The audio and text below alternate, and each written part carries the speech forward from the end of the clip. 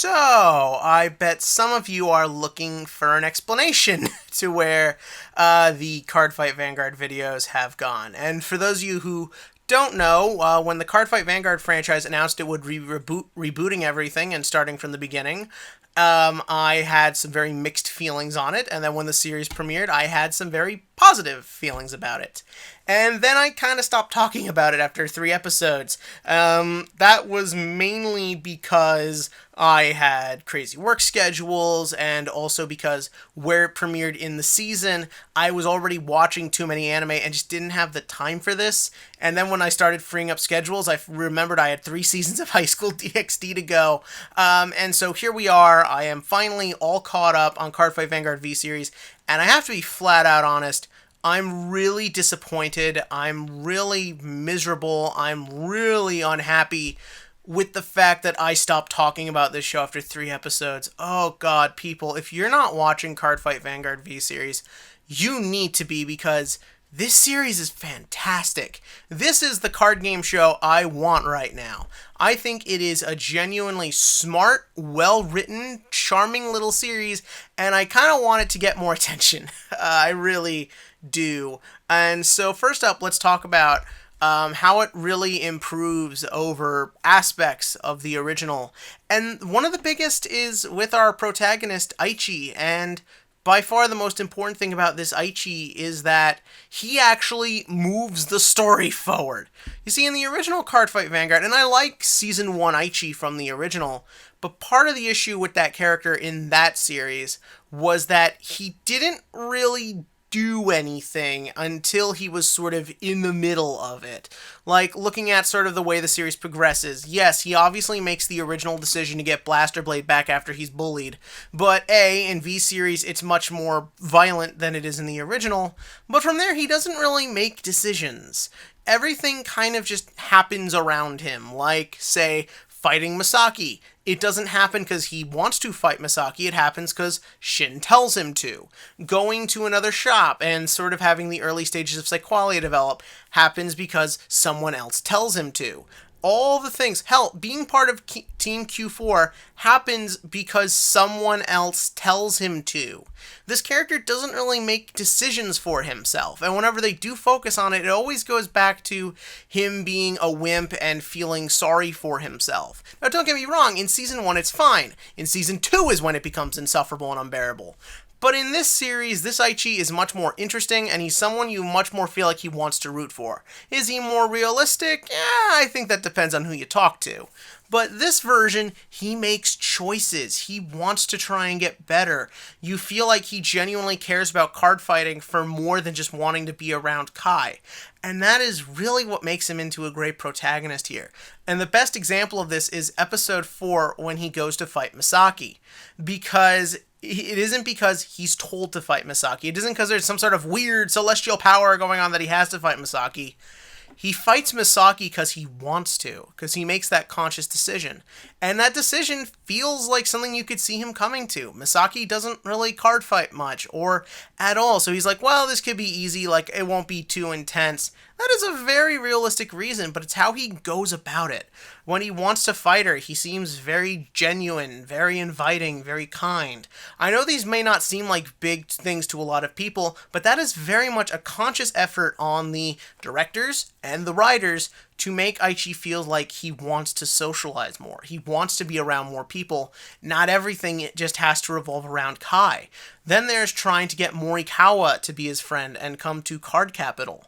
It really felt like that was, I want to move on, and I need to do that. I need to sort of make friends with my enemy, become a better person, be the bigger man. And that's really what's important, is you see him grow and you see him learn. And that feels very realistic, and it kind of goes on to all the other characters as well. Dovetailing to Misaki, because we already brought her up, she's really good in this. She might still be my favorite character, honestly, like she was in the original.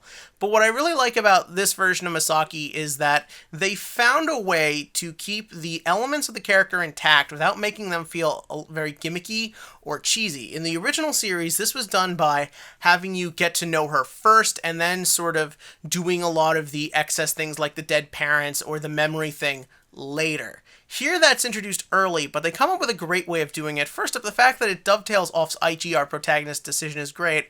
But also, everything leading up to that card fight in episode 4 is based around just being in her head. The setting of that episode is not the school, it's not Card Capital, it's inside Masaki's mind as you see how she holds on to this burden, this sort of almost anger. And I like that she's a much more aggressive character than this. In the original, she, kind of like Aichi, is very passive, very whatever. Again, that is very teenager-ish, but this sort of version kind of brings you in a different way. She has this chip on her shoulder, and that is very apparent. It does make wanting to get to know more about her seem more intriguing from the beginning. And that really is nice to see in this, as when you find out the backstory early on and you learn about the memory, it has its own unique sort of spin to it. The memory thing is not something she was born with. It happened most likely because she couldn't forget about her parents.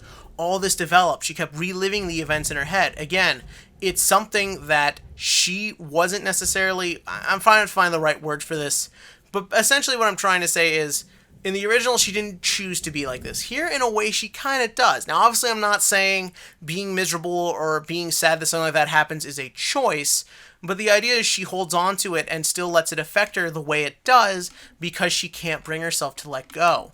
Once she starts opening up and being friends with other people, like Aichi, it really allows her to start growing and getting better. Then you have Kai, who in the original is supposed to be this unrealistic, obsessed with Vanguard badass, and here he's still kind of that, but it's sort of shown off differently. This version of Kai feels much more approachable, he's much more relaxed, he's much more social.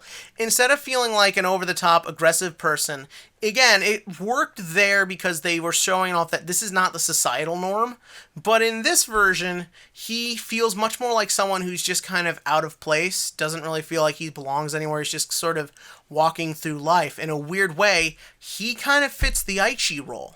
And I like the fact that him, Aichi, and Miwa hang out, just like naturally after school. Again, it sort of is a much more realistic take that once Kai finds a card fighter he can connect with and relate to, he doesn't really want to go away from him. That idea that we want to become better as people, and we want friends, and we want a social life, and to do that we sort of have to overcome our demons is a really good theme here, and I do like it a lot. I really like that Kai versus Kote, and how at the end of it, like, first up, it was a cop-out, it was called Kai loses and he doesn't, but really the sense I got from that is the idea that Kai can't connect to normal people. No one in this show can. They're very broken characters. But the difference with Kai is that Kai can sort of find peace and solace in the simplicity of a powerful Vanguard match. That's why when he fights Kote, you see him afterwards, he takes a deep breath. He seems exhausted. He seems vulnerable, unlike how he wouldn't in the original series, because he truly felt like he could let go and be part of a card fight. This is all greatly shown off through the animation and the dialogue and the way the characters interact. And then finally, you have Kamui, our fourth lead, and I am convinced this show hates him. Like, look at the way this kid is used. Oh my god, I've never seen a TV show that hates one of its own main characters so much, but they can't stand him in this. It's really funny. Kamui was annoying as hell in the original, and he is in this version too, but the show seems aware of that, so they sort of point out how it almost feels like no one likes him. He's just kind of there, and he's constantly just having bad crap happen to him, but it always feels like he brings it on himself, like with how stubborn he is, and how shouty he is, and how petty and self-centered he is. All of this is usually shown with him getting what he deserves, and it's real fun to watch. But even then, like, a lot of the stuff with his drama I could see happening. When you see the new version where it's he left one card shop because of Ren and his crew showing up, and like how he's sort of been wandering, and that's kind of feels like why he is the way he is. He is this kid who's kind of lashing out because he's angry and because he's stubborn. I know I'm using a lot of these words with these characters, but I think that's very on purpose. Like, it feels like these characters are brought together partially due to their love of Vanguard, but also partially just because they kind of need each other. They kind of need that sort of person who is similar to them feel to it, and that's really what I love about this series. I know I'm talking mostly about characters and the plot, but there's not much plot to talk about, and I kind of don't even care. I kind of just like being in this world with these characters. Just quickly to wrap up, talking about what other plot points do exist in this. We have everything with Team NWO. I liked that a lot. I liked it was low stakes, so it allowed you to appreciate everything for what it is instead of what the show is trying to build it up to be. I liked Goki in the original. I liked Kote in the original. The thing of making Leon like 12 is weird and pointless and makes no sense. Maybe it will go somewhere later, but if I'm correct, none of these characters show up in the manga much, so I don't know where that's going, and I'm kind of okay with that. But for now, it's just kind of distracting. Psyqualia stuff is interesting. It's sort of interesting how they play it more like a shonen power-up this time around, but we'll see where that goes in subsequent episodes. And I also thought the whole Team NWO was really funny just for how silly it was and childish. And finally, we have where we are now with AL4 and Ren showing up, and that is shaping up to be good. I'm a little hesitant because when this show started getting intense last time with major plot points, that's where it kind of faltered. I don't know if it'll get bad here. I'm hoping it's not, but I like it so far. And again, I like that it plays to everyone being different people. Convoy failed to stand against Kyo the first time, and then when he did later, he got the shit kicked out of him, and it was up to Soul Saver Dragon to save everything. But that's what I think about Cardfight Vanguard V series just fine. I want to get to reviewing these weekly, and I'm going to try really hard now that I have a lot more time freed up. And tell me what you want to know about this series, because I'll do these weekly, hopefully. And shut up, phone. And yeah, tell me what you think about Cardfight Vanguard V series below. Are you watching it? Do you want to watch it? Just go watch it. And as always, click to like, click subscribe, and we'll see you next time.